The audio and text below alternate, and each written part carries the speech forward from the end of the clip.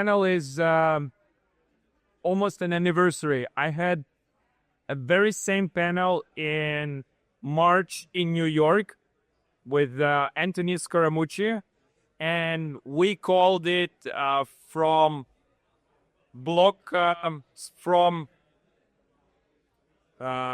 Wall Street to Web3, right?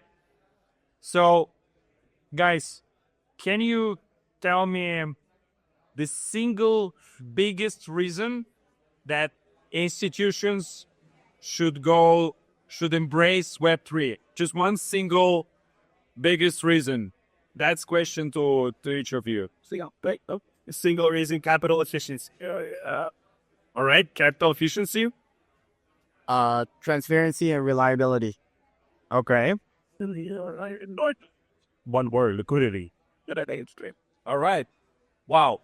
That's the diverse response from the panel.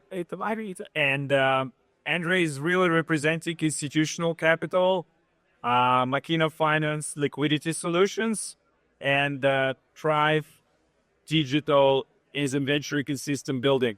So it's interesting how each of you defend your own domain, which is very good. So first question to Andre. You work with institutional allocators daily? Can I say daily? Maybe every minute? What's the most convincing use case they are seeking right now? So we are maybe slightly less. Our institutions that we work with are not DeFi funds. So what Wellspring does, what we do, is making it easy for normies, non-crypto, non-DeFi people get cheap access to DeFi yield. So we give people an ability to wire money into a traditional bank account, and that goes into a self-custodial wallet and into high yield strategies powered by different ecosystems, mainly hyperliquid. So it's something that smaller traditional non-crypto family offices did not have the ability to do just 6 months ago. So since we launched our platform, we saw a great influx of an interest of the institutional capital, ranging from funds to mom and pop's businesses where they have a couple 100,000 laying around in their business bank account, and they want to make it more efficient, that the capital efficiency becomes available with Wellspring because they get 12% yields on their deposits. Yeah, Andre, for our audience, can you please describe in a few words what's capital efficiency? Because we always talk about these terms, but what's it? So I think the example that I like to give is you bought Bitcoin 10 years ago. That Bitcoin is worth $1 million now. If you were to sell it and you're based in the United States, you're subject to capital gain taxes, and that's a heavy tax in the United States. So what the new DeFi technologies enable you to do is put it up into a smart contract, and you could borrow against. Now all of a sudden you still have the upside on your Bitcoin. You have access to 70% TVL, which enables you to do a lot more than just having your Bitcoin sit there. And you're paying usually you're able to make money on that. So not only you get huge amount of capital unlocked, you don't have to but pay taxes, and you get to deploy it more. Get it. I hope all of our participants today already do that. That's exactly how I do it. So thank you for explaining that.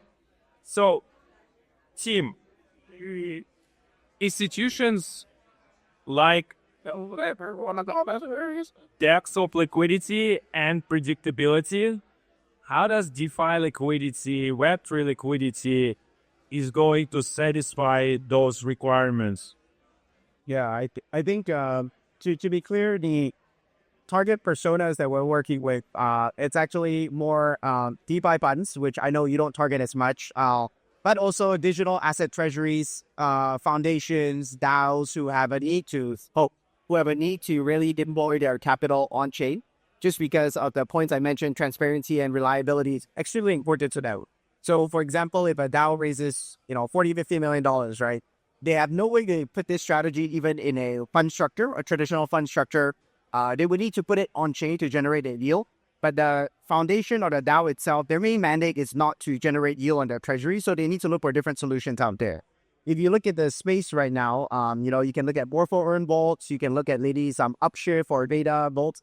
A lot of it is very scattered in terms of where the liquidity is. And the optimal yield that you would generate from that is actually not very rare. And there's a issue with scaling that capital. For example, I can get maybe 12% on $10 million. But if I were to talk to a $40-50 million ballpark, that scale, that the yield there reduces. So the vision behind Machina to kind of get the liquidity, reliability, and transparency behind it is that we've developed a product that allows asset managers. So this was developed in tandem with Dialectic Group, which is a Swiss asset management fund and manages more than $300 million in assets. Like, they have these yield generating strategies that are amazing, but it lives in a traditional fund structure. There's no way for them to bring that fully on chain for you to track your NAV, to track your accounting, to track your compliance, so on and so forth. So the vision behind this is like, we worked with every major risk curator that you see on Norco. Everyone is very interested to bring this capital on board because they can find liquidity in any avenue that's EVM compatible, and they can do this all by themselves without having to get a infrastructure provider to give them the rails. We built everything so that they could do it hands-on themselves. So to that end, they'll be able to generate every strategy that comes out. For example, the most exciting Katana strategies. Plasma recently launched on Maple, Zero Finance, and they're giving amazing yields, right? But if the infrastructure does not prioritize that, they would have no way to get that yield. And then they would have to wait on traditional board structures to give you that access. So to that end, what we've built, envisioning one of the DATs who is coming on board recently launched, they want to generate yield from us because you can see it on chain. All your results, NAV tracking is on chain, so you have reliability and transparency there. But on the other hand, they're not limited to liquidity on certain positions only. They can tap into anything they see that is EVM compatible. So that's our broader vision, and that's a validation we've got. Every major risk curator is very interested in using our product, and we'll be bringing this live in October. Yeah. Thank you, Tim. We have to be a little bit more like rappers and speak directly to the mic. That's how they pick up the voice. So, Daryl, question to you. Or even custodial-to-DeFi coming. Tokenization has been called a gateway for institutions to embrace Web3. What's the asset that should be tokenized and has a lot of demand to be tokenized? But don't say T-bills. Something else. It is. I'll make it a little bit harder. I think at the end of the day, I used to earlier word liquidity, right? It's any illiquid assets that is directly accessible only to accredited investors. That's the whole idea, right? Because if you're offering the same products to AIs and IIs, there's no reason for them to go for you besides, transparency, right? But you want the retailers in the Web3 market to have access to all these products such as factor, invoice financing, private credit. All these are products that on the retail side of things you would have never experienced, but they are generating anywhere between 12 to 16% APY and are generally considered low-risk assets. So for tokenization to work, you would have to target these kind of low-risk assets itself that would satisfy the returns, but also the same kinds are able to manage risk better. Because at the end of the day, why is it that Web3 TradFi folks are still not coming to Web3 is because of risk? But if it's something that they understand, something that's already more tangible, that they're quite used to, I think that's where we're able to slowly transition them over itself. And that's where we get a much larger market coming in. So that's the way I see it. Yeah. All right. Yeah. It's good to have transparency. It's good to have all this stuff on chain. But institutions are asking, like, who's going to create the rules? Who's going to enforce them on chain? So that's the big question that is still up in the air. And Andre got asked a question like, where is the yield coming from? So we talk about, well, 80%, 60% yield APY, but it's like, that's great. What's the downside to that? What's the risk? Where is it coming from? It's coming from hyperliquid. Great, because rating rules, enforcing them. So those are important questions for coming from institutions. So Daryl, you invest in projects that are building for institutions. Yeah. So what separates the winners from those in whom you don't invest? Okay. This is gonna be. This is not financial advice. Sangreen, what's happening? But I'm an investor of you. My approach is always test the market, and that means you self-regulate and start operating even without, having a license from day one. Because the thing is, like what you mentioned, you don't know the rules.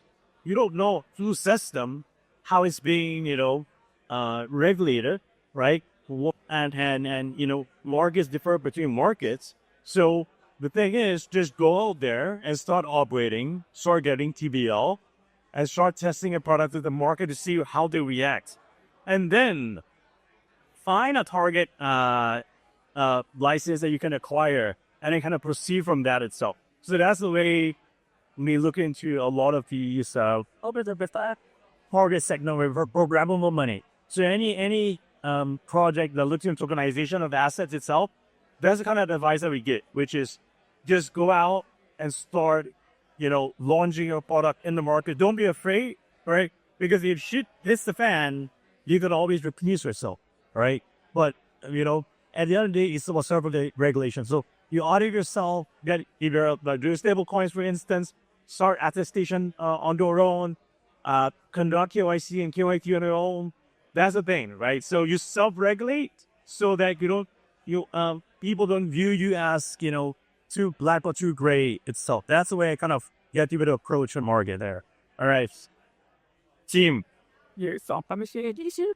Web3 settlement is already dominated by stable coins. What will it take for institutions to fully embrace stable coins or CBDCs? I know there is a huge discussion about CBDCs and its viability, but from your point of view, why, how, and when institutions will embrace stable coins? That's a tough question, honestly. Everyone's consideration is slightly different, right? Like, if you're a payments infrastructure company, the efficiency there is undeniable. Like, what you do in stable coins versus what you do with fiat transfers or even currency conversion, right? But in terms on the investment side, I think regulatory clarity is extremely important. Like what it looks like if you were to do a CBDC, which is a tokenized version of a currency, or if you were to just settle in USDC, which is a USD denominated stable coin. What does that look like in terms of compliance, regulatory concerns, efficiency? I think it's just no doubt fees, speed, all of that. Like there's just no way, a traditional settlement will be better than it, right? I think the only thing that's looming in the air is the regulatory concern and, how they were to implement it, your on-ramp, off-ramps for the end user on the company side or the infrastructure side. I think those are probably the biggest things that are in consideration in terms of how to solve that to use that at scale, right? On these pilot programs, sure, you can, put out all these numbers of what you're doing, the transactions you're doing, the speed, JP Morgan, or what they're doing in their own chain. Like, everyone is testing it out and understands the value proposition. And the fact is, the settlement is just a lot cleaner with all the on-chain data, as opposed to money flowing through obscure different parties and at the end arriving and somehow doing the accounting in between is a nightmare, right? So, I think to one of the points that Daryl mentioned, we're working with Apollo Credit Fund because they have a bunch of products that no accredited people who are non-accredited investors would not have access to. So on their end, they're trying to figure out, or they've taken a leap ahead, along with the likes of like Franklin Templeton, Fidelity. I know these schemes very, very well. I think, considering where the regulatory landscape is, a lot of them are taking a foot forward. Obviously, with protections from different entities they spin off for these days. I think the earliest pioneers could be Nomura's Laser Digital. They've been early in the space. Susquehanna's SIG has been, spinning up different trial entities for them to get their hands wet in crypto, right? So as long as I feel like the regulatory clarity is there, I think product efficiency, there's just no doubt about that. It just comes down to how you package it and sell it to the end user, or whether you use it only maybe as an internal tool, like your internal compliance team is comfortable in that. With that being said, I think it's a matter of it's not a matter of will it happen, it's a matter of when it will happen. Crypto is 24/7. Institutions are running on cycles. There's only one industry that has its own holidays, banking holidays, right? In Web3, we don't have holidays. It's not like, oh, today is blockchain holiday. Blockchains are not working. So You know, you get a nightclub. You know, you get to see. exactly. So there is no napping, lunchtime. Andre, No, never slap. where do you see how institutions will adapt to this 24/7, or Web3 has to slow down? Well, yeah. So the short answer is institutions. That's why institutions should use Wellspring, because we work 24/7, unlike the base. So that's the bit. But I really think that the banks. I don't see the banks having their branches open 24/7. But I do think that under the hood, as banks integrate more stable coins, like that was just saying, and more blockchain. I mean, which, for example, JP Morgan has been doing that for the past really decade almost. So it's happening. They will be the database movements or blockchain movements will be there. They will be, it's so. The goal is to have someone handle it who knows what they're doing, who is actually maybe another thing to add on the regulatory piece that what Daryl was addressing is how we structured our reasoning behind regulatory or non-regulatory. We don't know what the next law that's going to come out. So the way we approached it is we give people an ability and institutions an ability to go either fully self-custodial, or we have a partnership with a qualified trust based in the United States that handles all of the money movements, and that allows us to remain compliant so we cover just as much ground as possible. Yeah. Last question to Daryl. So you're based in Asia. Which jurisdictions here balance well regulatory and innovation? So top 3 locations. I would say on what? Kind of what is up and coming, right? Even though I know Singapore just did a culling recently, but I'll put them as the top 3 because at the end of the day, what they're trying to reduce are bad players. So these 3, I would say they're good.